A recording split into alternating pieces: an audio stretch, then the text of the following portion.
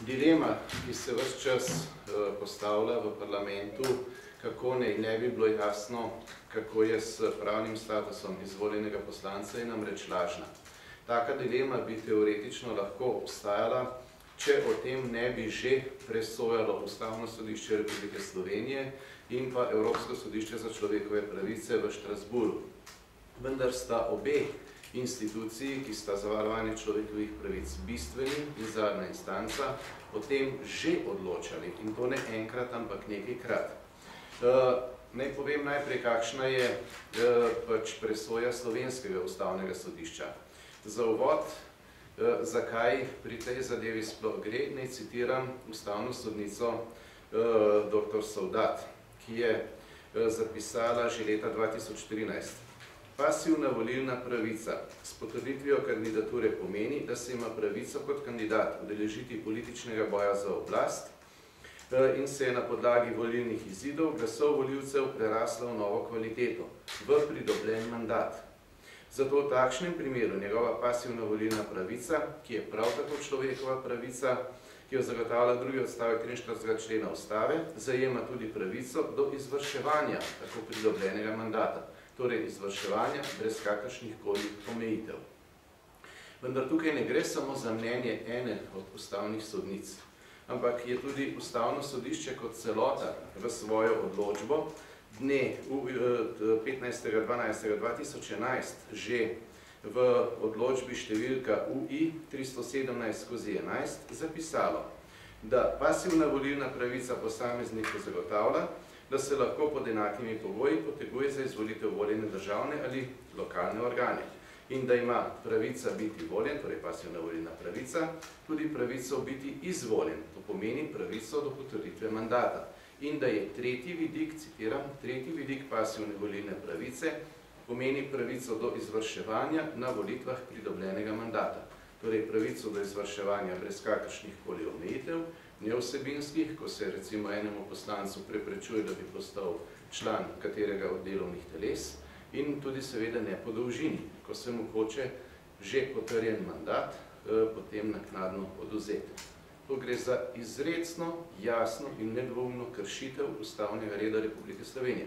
Kajti ustavni red obsega dvoje, samo ustavo, in veste, da po 3. členu Ustave ima v Sloveniji oblast ljudstvo in jo uresničuje neposredno, torej z referendumi, in posredno z volitvami. In ljudstvo je edino, ki ima oblast. In ljudstvo je odločilo, ko je glasovalo na volitvah. In v to nima nihče v demokraciji kakršnekoli pravice več posegati. To ni samo stališče Slovenskega ustavnega sodišča, ampak se je ono izrecno sklicevalo tudi na Evropsko sodišče za človekove pravice. In je Slovensko ustavno sodišče opozorilo, da je Evropsko sodišče za človekove pravice zapisalo: glede parlamentarnih volitev je tudi stališče Evropskega sodišča za človekove pravice, da 3. člen protokola številka 1 Konvencije o varstvu človekovih pravic in temeljnih svoboščin, ki ureja pravico do svobodnih volitev, vsebuje tudi pravico do izvrševanja pridobljenega mandata. Torej spet, brez kakršnih koli omejitev. Ne samo to, Evropsko sodišče za človekove pravice je v enem primeru, ki je za Slovenijo izjemno poučen. To je primer Likorezos proti Grčiji, že pred več kot 5 leti zelo jasno zapisalo, da celo s morebitno spremembo ustave po volitvah ni dopustno posegati v tisto, kar je bilo odločeno na volitvah. V Grčiji so namreč spremenili ustavo, zato da so lahko enemu od poslancev naknadno odvzeli mandat. Vendar je tudi to v celoti razveljavilo Evropsko sodišče za človekove pravice, temu vrnilo mandat in mu tudi dosodilo ustrezno odškodnino, ki jo je morala seveda plačati država Grčija. To se pravi, tukaj ni v resnici nobene pravne dileme že davno ne več. Gre za zavestno kršitev človekovih pravic, za zavestno zavajanje javnosti z lažnimi pravnimi dilemami, o katerih je Ustavno sodišče že presojalo.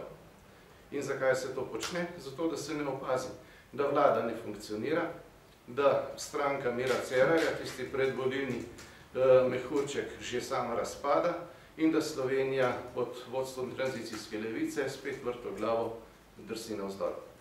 in končna epizoda te zgodbe naj bi se zgodila jutri na seji. Tam bomo seveda vse pravne argumente za to, da v mandat nikakor ni dopustno posegati, da gre tu za socialistični refleks, ko se hoče popravljati odločitev več kot 6000 volivcev, ki so pač temu poslancu dali svoj glas, in kar je najhujše, da se to počne zavestno. Kajti o vsem tem je Ustavno sodišče Republike Slovenije in Evropsko sodišče za človekove pravice že presojalo.